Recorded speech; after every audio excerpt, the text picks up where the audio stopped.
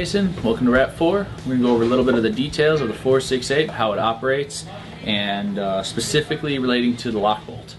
The lock bolt is our new anti-chop mechanism. We started putting it in some of our later model T68s, and it's now standard on our 468 platform. What it is this is your mag adapter. That is the lock bolt. Inside of it, there's a silver bar right here. That bar acts as a stopping mechanism on the bolt when it does not load a round. So if you put your magazine in and the round half loads, the lock bolt will not be pushed up, which will not allow the bolt to push through, preventing a chop. As part of that system, what's going to happen is if your mag is empty, such as this one, when it's in your gun is active, when you pull the trigger, your bolt is not going to activate, it's not going to cycle forward. What you'll do is you'll hear a little click sound, and that means it's not active. So what you're going to need to do is, if that happens, you're going to need to drop your mag, clear your breech, put your new mag in, and you'll be ready to go. Alright guys, the second area that we've received a lot of questions about is the charging handle on the 468. Now the charging handle on the 468 for this first generation of them uses the same system as the T68 did. It is two springs that retract the charging handle when you release it. With the 468, if you close it up and forget to put your bolt back in and then pull it back and charge it, what you're going to do is you're going to overextend and stretch out your springs, making them useless, and therefore your gun will not fire properly. Whenever you're using it, make sure you put your bolt back in.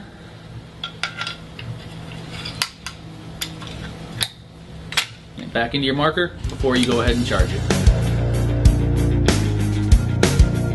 468 will break down using 3 different body pins. The first is your back pin.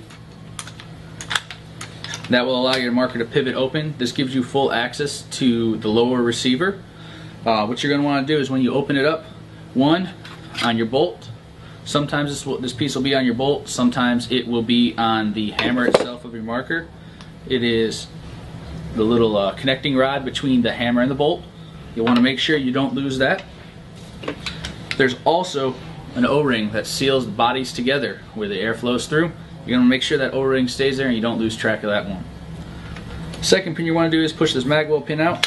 Go ahead and leave that shut like so. Give the magwell pin a good pull. And you open it back up, your magwell will simply slide off like so. If you'd like to take off your magwell, so you're switching over to a D magwell, what you need to do is just go ahead and push it through. If you need a little extra leverage, just take a pen, tap it a little bit, it'll loosen it up, let you pull it right out. Now your marker will disassemble into 3 different pieces. You got your lower receiver, your magazine well, and your upper receiver. Now that we have your lower receiver separated from the upper receiver, I'll show you how to gain access to your hammer. To do that, all you guys simply have to do is remove your airline system, such as the SOCOM stock or your solid remote line adapter or air tank and stock system. Simply take it off. Once you have it removed, you'll be able to have access to your guide pin housing and velocity adjuster. So what you'll do is you'll simply push it in, turn it, and release it, and it'll come out. Make sure you keep a little bit of pressure on it, or you might have it spring out and you're going to have to go chase it around on the floor. When you pull it out, you'll see your velocity adjuster is right there. It's built into this housing.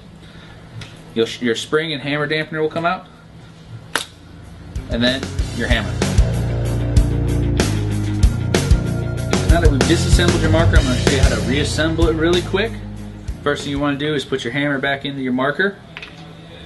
What you'll do is you'll push it in there, you'll apply pressure behind it, click your trigger, that'll allow it to slide into the sear. Hit it a second time, it'll allow it to slide a little bit further in. Next thing you'll do is take your bolt carrier, that little pin that goes between your hammer and your bolt, go ahead and put it right in your hammer, apply pressure one more time, and it'll slide your bolt forward. After that, you're going to insert your spring, like so. Next part you want to put in there is your hammer dampener, and followed up by your velocity adjuster and guide pin housing. Alright guys, now that we got the lower receiver back together, we're going to put back together the rest of your marker. First step is taking your upper receiver and your mag well and putting those back together. Just need to push your pin back through, like so. and you're ready to go on that end. Flip it back open. You'll slide your marker, but using these grooves, right into your mag well, into the slots for it, like that. Push your pin through, like so, and you're done with that with step 2. Now your lower receiver is connected to your mag well and upper receiver. Next step is adding your bolt in. Simply slide it down like so. When you have your hammer locked into the back position, like I did when I first put it back together, it'll be really easy to get your marker set up. You close it, give your charging handle a good pull, locks it back into place, close it up, and you're ready to go. You'll know your marker is ready when you pull the trigger, and you hear the clicking sound of your lock bolt activating.